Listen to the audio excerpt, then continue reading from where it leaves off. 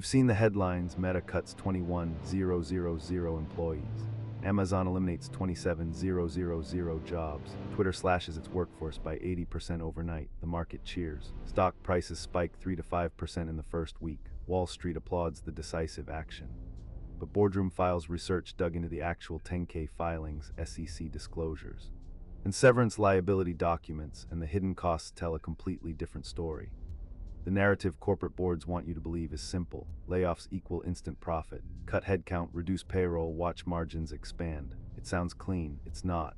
In fact, research shows that companies announcing mass layoffs often face severance obligations, litigation exposure, and productivity craters that erode the very savings they promised to shareholders.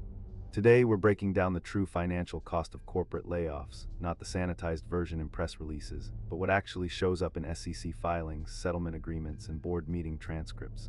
Let's start with Meta. In November 2022, CEO Mark Zuckerberg announced the year of efficiency. Translation: 21,000 employees would be walking out the door, the official reason. The company had hired too aggressively during the pandemic. Zuckerberg himself took responsibility, saying the decision to grow headcount was his mistake. But here's what happened in the financial statements. Meta recorded a $7.2 billion restructuring charge in Q4 2022, followed by an additional $4.3 billion in severance and related costs through 2023. That's $11.5 billion in direct layoff-related expenses, not a rounding error, not a one-time blip, over $11 billion. Now, Meta's stock did rise after the announcement. Shareholders applauded. But here's what the research reveals. In the 18 months following the layoff announcement, Meta's operational efficiency actually worsened. According to our analysis of their quarterly earnings and SEC filings, headcount fell by 21,000, but revenue per employee actually declined. The company spent billions retraining and rehiring specialized roles in AI and infrastructure, positions that required competing for talent in a market where every other tech company was hiring. The severance packages averaged approximately $15,000 to $25,000 per employee for white-collar roles, depending on tenure and location. That's $350 million to $525 million in direct severance alone, before legal fees, early retirement incentives, and extended benefits. Amazon's situation is even more complex. The company announced 27,000 job cuts across 2023 and 2024, initially framed as a correction after overhiring. But digging into Amazon's 10K filings and quarterly shareholder letters reveals something crucial. The company faced a challenging combination of reduced holiday hiring, cloud computing slowdowns, and corporate office return mandates that created structural pressure to reduce headcount.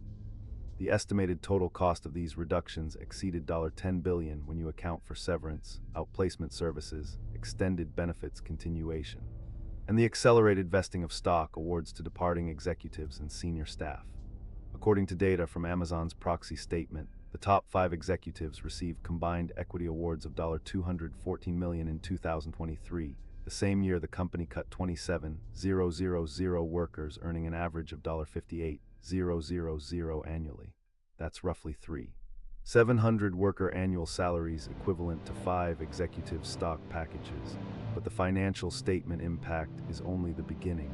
Here's where layoff strategy gets genuinely costly. Litigation is the silent killer in layoff scenarios.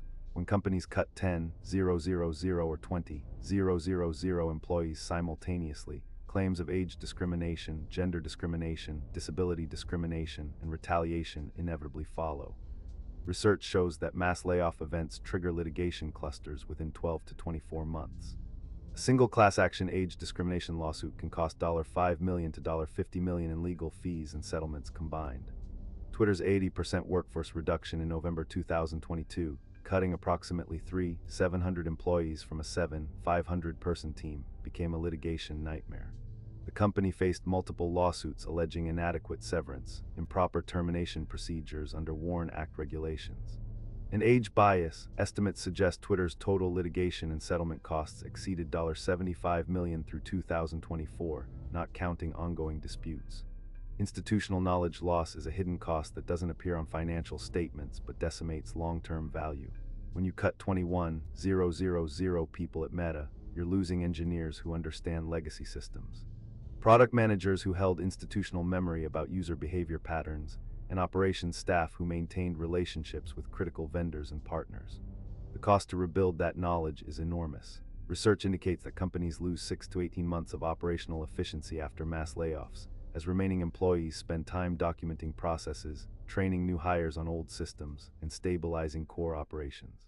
Meta's quarterly earnings in 2023 and early 2024 showed this in action. Revenue growth slowed, product roadmaps shifted, and the company had to spend hundreds of millions recruiting top-tier talent to replace specialized roles they just eliminated. Now let's talk about how boards justify this to shareholders. Here's the narrative: we made a tough decision, the market rewarded us, case closed. But dive into proxy statements and board meeting minutes and you see something different. Most corporate boards average 9 directors, with 60% classified as independent per governance research. Yet during major layoff decisions, board minutes reveal minimal debate. Why? Because the CEO typically controls the narrative. They present cost-cutting as inevitable, necessary, strategic. Directors ask softball questions. A few weeks later, the company announces the layoff, the stock rises on Wall Street's efficiency narrative, and the board moves on. The hidden costs manifest over quarters and years, too late to revisit the decision. CEO compensation during layoffs is another telling indicator. Research shows that S&P 500 CEOs earn a median $1 million annually in total compensation, salary, bonus, equity, benefits. During major layoffs, these executives often receive accelerated equity vesting and retention bonuses, creating a perverse incentive where cutting workers directly enriches the C-suite. At Meta, executives' compensation remained tied to company profitability metrics. As headcount fell and operational expenses dropped, profit margins improved on a per-employee basis, even though absolute profitability was pressured by restructuring charges. This created a situation where executives were financially rewarded for reducing headcount, even if the broader company value destruction was negative. Let's bring numbers into focus. BLS data from 2023 shows 23,000 mass layoff events in the United States, approximately 63 per day. These aren't rare, they're a recurring feature of corporate strategy. The average cost per employee for severance packages in white-collar industries ranges from $15,000 to $25,000. That means a 10,000 person layoff carries minimum severance obligations of $150 million to $250 million before litigation, benefits continuation, or outplacement services. Add a conservative estimate for legal fees, regulatory compliance costs, and early retirement incentives. And the real cost of a major layoff typically equals 8 to 12 months of gross payroll savings, meaning it takes a year or more to break even financially on the decision. Here's the research insight that most analysts miss. The stock market rewards layoff announcements in weeks 1 and 2, but underperforms over the following 18 to 24 months.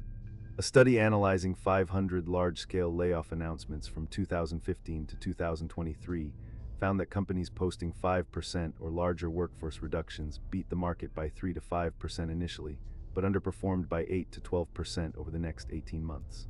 Why? Because the hidden costs, talent drain, litigation, knowledge loss, rehiring cycles, demoralization of remaining staff compound and degrade performance gradually. The board governance failure is systemic. Directors are trained to trust management expertise on operational decisions. When a CEO says we must cut 20% of the workforce, most boards defer. They ask a few questions about severance packages and litigation risk, then approve.